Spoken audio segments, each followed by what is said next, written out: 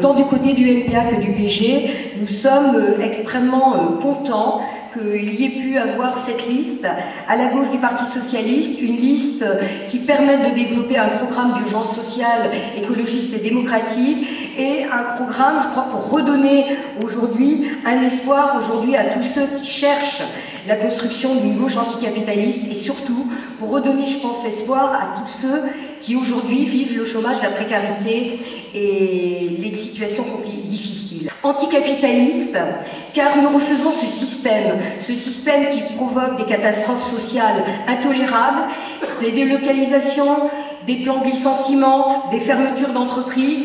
C'est aujourd'hui un système qui, au nom de ce capitalisme, permet à une poignée d'individus de se partager la quasi-totalité des richesses. Antilibéral, c'est aussi le terme de notre campagne, car nous voulons rappeler par ce terme-là que nous tous, nous avons soutenu le non à la Constitution européenne. S'ajoute aussi une crise écologique sans précédent, c'est-à-dire d'une gravité exceptionnelle, parce que nous avons un système qui préfère privilégier la loi des profits, quitte à détruire la planète.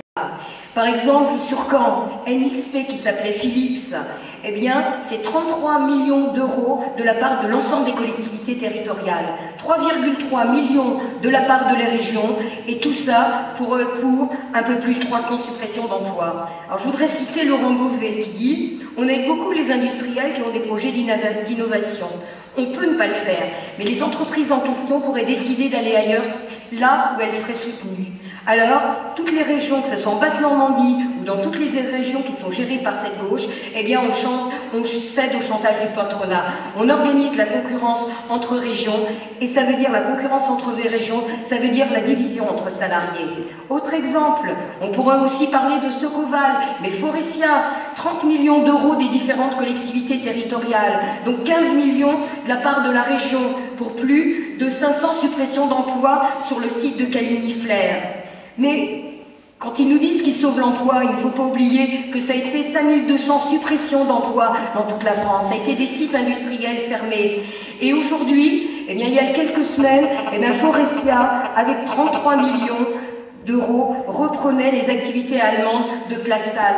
Donc ça veut dire des subventions qui ont servi à quoi? À subventionner des opérations financières, des opérations pour permettre que les actionnaires obtiennent encore plus de dividendes. Mais, notamment des compétences de la région ont été présentées, on en parlera tout à l'heure, mais si vous me permettez, j'aimerais aussi, parce que c'est un des pièges, j'ai envie de dire, du gouvernement actuel et de tous ceux qui ont intérêt à présenter les élections comme ça, en quelque sorte à dire qu'il n'y aurait pas une élection nationale, mais 22 débats, finalement parfois indépendants les uns des autres, qui n'auraient pas de cohérence générale si c'était de savoir au niveau de ma région qu'est-ce qui doit se passer, et surtout de ne pas chercher à y donner une dimension nationale.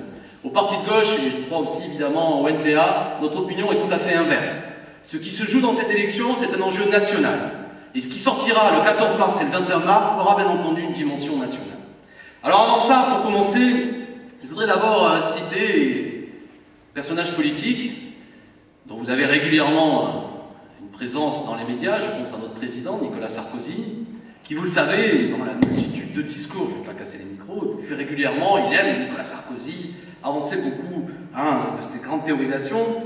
Et dernièrement, parmi tous ces nombreux discours, il parlait de la sanction. Vous savez, Nicolas Sarkozy, l'UMP aime les sanctions. Il faut la sanction. Pour la droite, c'est important. Et Nicolas Sarkozy disait, la sanction, elle doit avoir une vertu d'exemplarité et un caractère dissuasif. Notre président pense donc que la sanction doit avoir une vertu d'exemplarité et un caractère dissuasif. Eh bien, chers camarades, je vous propose de le prendre au mot, et le 14 mars et le 21 mars, par notre vote, de lui infliger une sanction qui aura un caractère dissuasif et une belle vertu d'exemplarité. On soutiendra ici, comme partout, tout ce qui est positif. Il y a des choses positives dans des conseils municipaux, dans des conseils régionaux. Mais par contre, on veut pouvoir dire non. Et on veut pouvoir dire non lors des votes de budget qui conduisent l'essentiel de la vie politique et des choix d'un conseil régional. Nous, on se refuse à cette discipline que le Parti Socialiste a imposée à des partis alliés qui du coup deviennent des satellites, qui est pendant la courte période des élections, tu peux parler, mais une fois que tu es élu, c'est la discipline. Non, un programme politique, il se vit dans la rue, dans les urnes, peut-être dans les assemblées, et il reste juste tous les jours.